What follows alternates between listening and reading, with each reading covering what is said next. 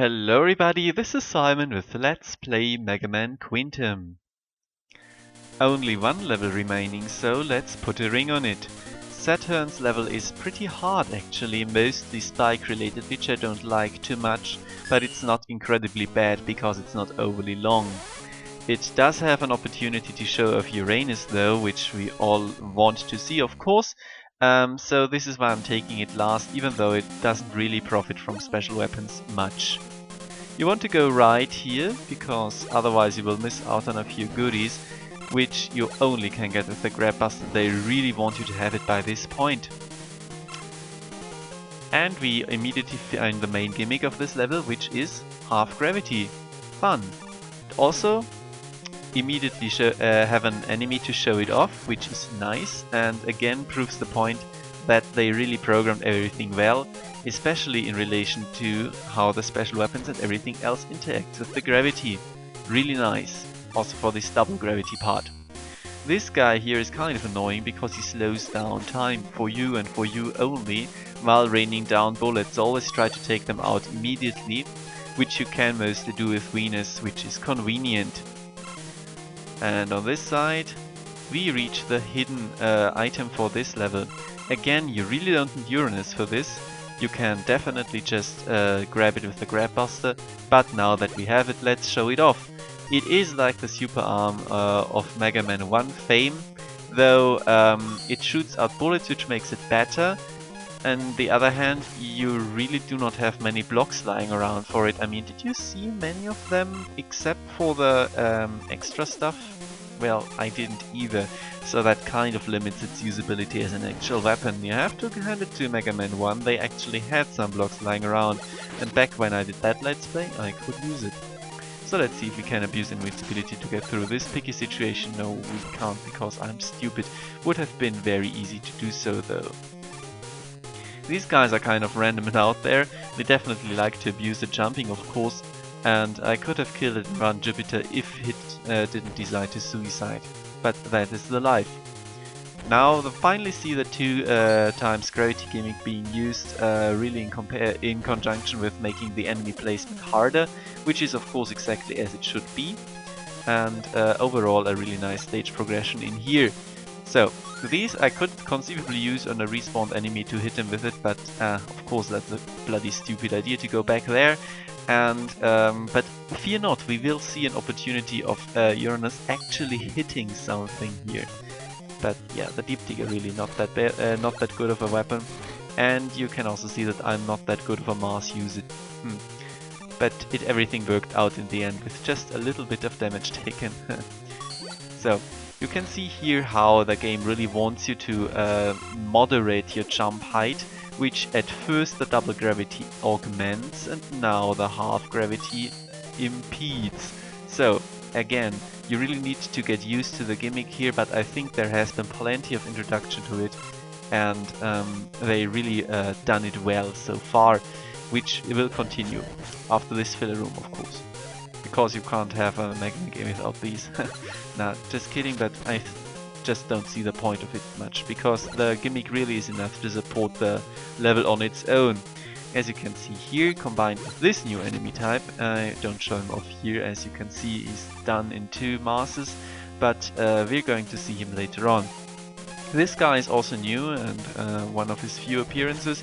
He's kind of annoying with this constant missile spam. Fortunately enough, we have a weapon that takes out most enemies in 1 hit, which is just great. Did that guy just suicide? Yes, he did.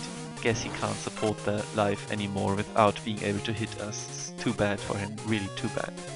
So, proving my theory that Jupiter can take this guy out. A little strange that we see him here the first time without extra gravity, but what can you do?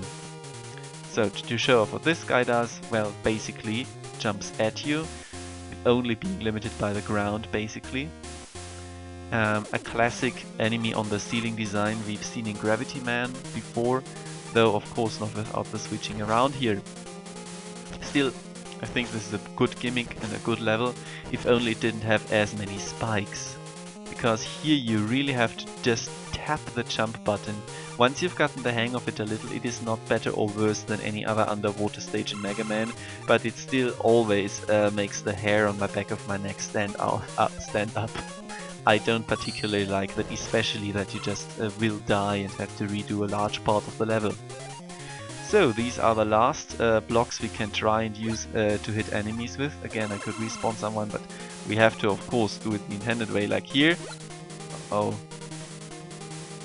Well, that's just too bad, because the blocks don't respawn. So let's do it with their weakness and get off to Saturn.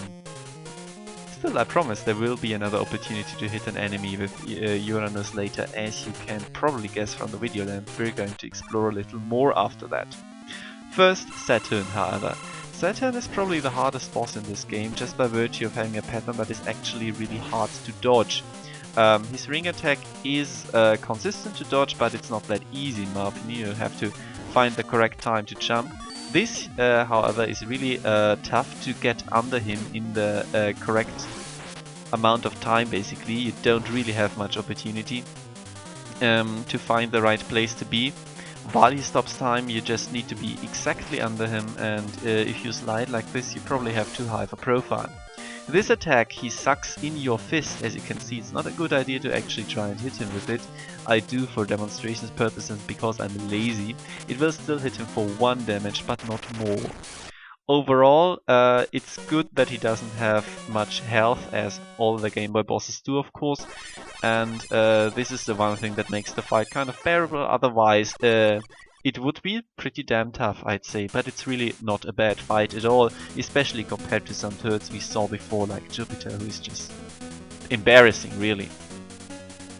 Saturn's weapon is fantastic. It is probably also the reason why Mega Man 9's Black Hole Bomb has that extra bomb at the end, because, well, this is a black hole. As you can see, it sucks up smaller enemies and still does damage to bigger ones. As the Game Boy screen is so small, it can probably hit everything in the room and destroy it. So far I haven't found an enemy that does not immediately get killed by it. Like every single enemy in the game. So it is basically as powerful as Jupiter, but reaches everything and deletes them instantly. It does have a few limitations, but we're going to explore them right now, because there was something we missed here after all. So we can finally get what we have all been waiting for, the last part of that thing, and we can show off Saturn. So this guy's unaffected from the sucking in, but he's definitely not unaffected from the death. Again, this guy here gets sucked in, and he will too, but as we cannot move after having it deployed, well, then we will get hit too. Thus concludes our demonstration of Saturn. Pretty damn good, though it takes off a lot of weapon energy, and here we can see that yes, I finally hit something with Deep Digger. Too bad that it would have required 2 of the blocks. This special extra area is actually a little longer than normal. It does feature 2 screens, that is a little longer than normal, I would say. And if you want to get this thing normal, you would have to jump over there immediately and then maybe even use Rush Call to get back. But of course we won't do that, we're not scrubs, we have our Grab Buster. It's kind of a neat puzzle requiring you to not delete the blocks immediately if you want to do it without extra assistance from the Grab Buster, but that's what we bought it for after all, right? So the only problem we have is that there is not an exit unit in this game, so I now have to replay through the rest of the level. This will affect 2 things. It will cost me a life, and Proto-Man will show up and fill up everything with his S-palette. Very nice of him. And now we get this in the selection, which is the power generator, which is, well, pretty boring as a name, but it does what it says on the tin. And half our weapon energy usage. Fantastic. We can only use this in the final stage, of course, but it's still really good and I like it. Other than that, I spent all of my money on the weapon tanks, this 1 life to get me up to 9 again, 1 super tank, and that worked out perfectly fine. So we are now set for the final gauntlet of stages, which is going to be an absolute doozy, I promise you that, after we've taken out Terra, of course.